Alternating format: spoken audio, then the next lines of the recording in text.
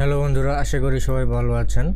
আজকে আমরা একটা ক্যারেক্টারের পজিশনকে রান সাইকেল দেওয়াবো। গত টিউটোরিয়ালগুলোতে আমি দেখিয়েছিলাম ক্যারেক্টারের প্রত্যেকটা অ্যাঙ্গেলকে কীভাবে ওয়ার্ক সাইকেল দিবেন। আজকে আমরা একটা পজিশনকে রান সাইকেল দেওয়াবো, কারণ অ্যানিমেশনের ভিতরে আমাদেরকে যে কোনো সময় ক্যারেক্টারকে দৌড়ানোর প্রয়োজন হতে পারে। সেজন্য আমরা আগে থেকে একটা রান সাইকেল তৈরি করে রাখবো, যেন পরবর্তীতে একবার অ্যানিমেশন করে আমরা বারবার ব্যবহার করতে পারি। তো এখানে রান সাইকেল করানোর জন্য আমি এই পজিশনের এইখান থেকে এটাকে আমি Ctrl+C দিয়ে কপি করে দিলাম এবং নতুন একটা ডকুমেন্ট তৈরি করে নিব।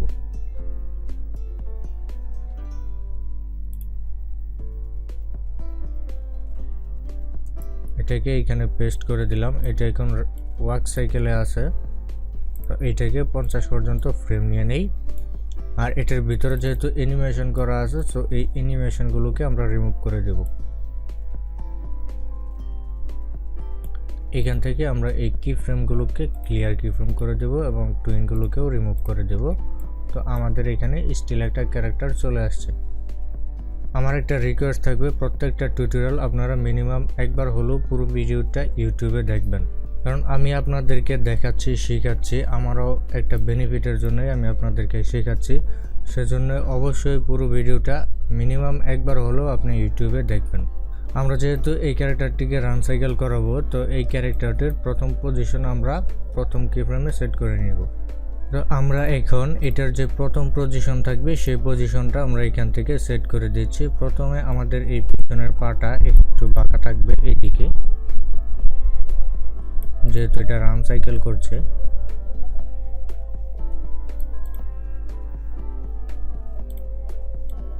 আর এই হাতটাকে আমরা সামনের দিকে উঁচু করে দিব, বাঁকা করে দিব।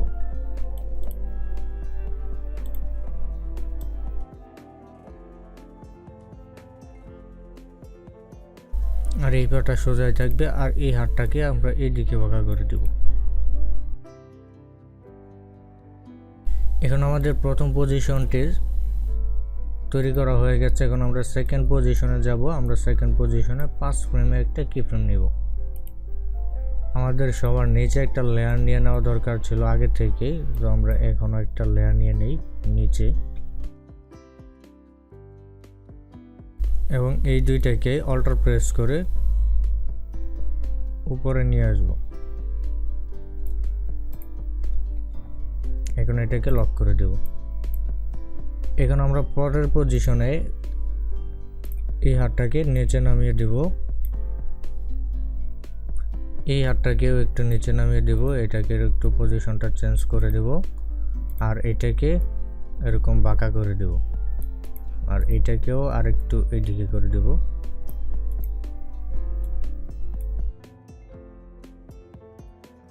প্রথম পজিশনে এরকম, দ্বিতীয় পজিশনে এরকম। আর এই বডিটাকে ধরবো, বডিটাকে ধরে একটু নিচ করে দেব।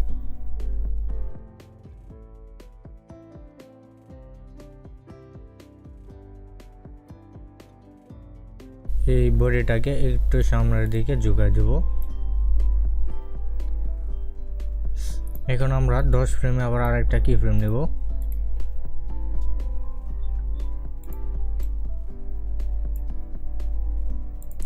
এখন আমরা এই হাতটাকে এই পজিশনে দেব এবং পিছনের হাতটাকে সামনে দিয়ে দেব।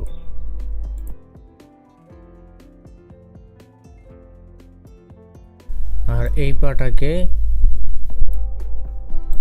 একেবারে সামনে এদিকে নিয়ে দেব, আর এই পাটাকে সোজা করে দেব।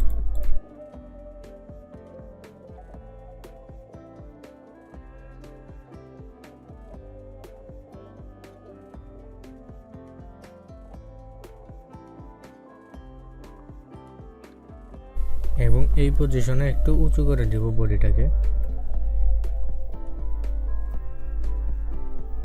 এবং 15 ফ্রেমে আরেকটা কি ফ্রেম নেব এবং এই কি ফ্রেমের পজিশনটাকেও আমরা চেঞ্জ করে দেব।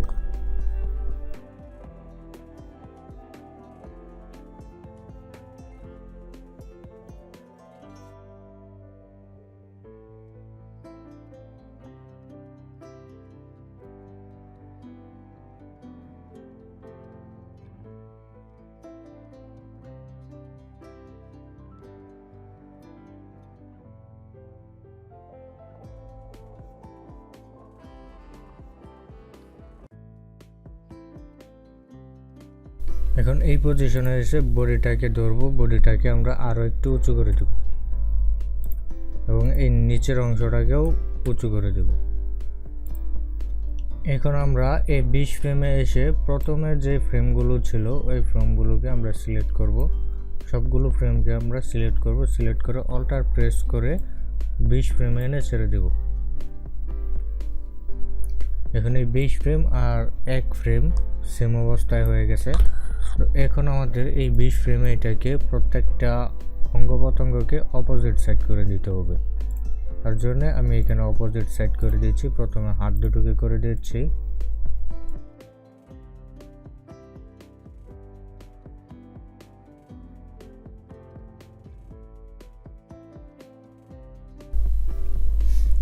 প্রথম ফ্রেম ছিল এরকম, এখন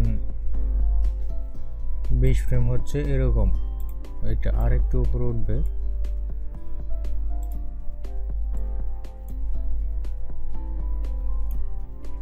এবার ঠিক আছে। এখন এই 5 ফ্রেমকে আমরা কপি করব, অল্টার প্রেস করে ধরে 25 ফ্রেম এনে ছেড়ে দেব এবং এইটাকেও আমরা অপোজিট করব। এই 5 ফ্রেমে যেরকম আছে 25 ফ্রেমে ওরকম আছে, আমরা এটাকে অপোজিট করে দেব।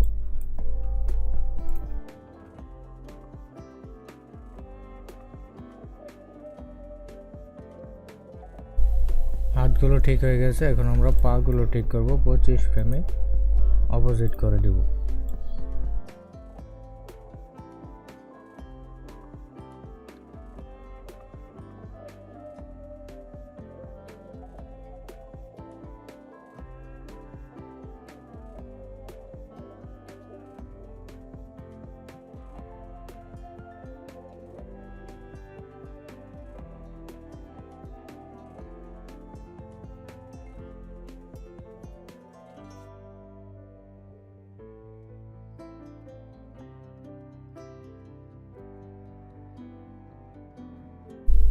সেম এইভাবে প্রত্যেকটা ফ্রেমকে কপি করে এনে বিপরীত করে দিতে হবে।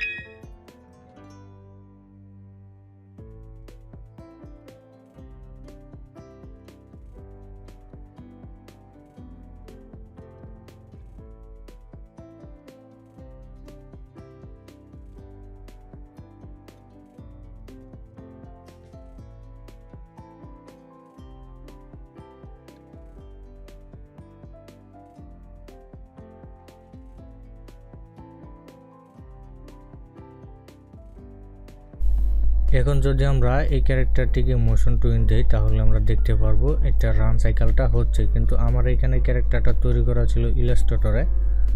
আসলে প্রত্যেকটা অঙ্গ প্রত্যঙ্গের এখানে কোনো রাউন্ড শেপ ছিল না, যার কারণে মোশন দিলে একটু বিশ্রী দেখা যেতে পারে। যাই হোক, মোটামুটি ভালোই দেখা যাচ্ছে। তো ইলাস্ট্রেটরের ক্যারেক্টার তৈরি করার ক্ষেত্রে একটু খেয়াল রাখবেন পায়ের প্রত্যেকটা শেপগুলোকে, এইগুলোকে একটু রাউন্ড করে দিবেন, তাহলে আর এই ধরনের এরকম ভাঙবে না, উচ্চারণ নিচে হয়ে থাকবে না।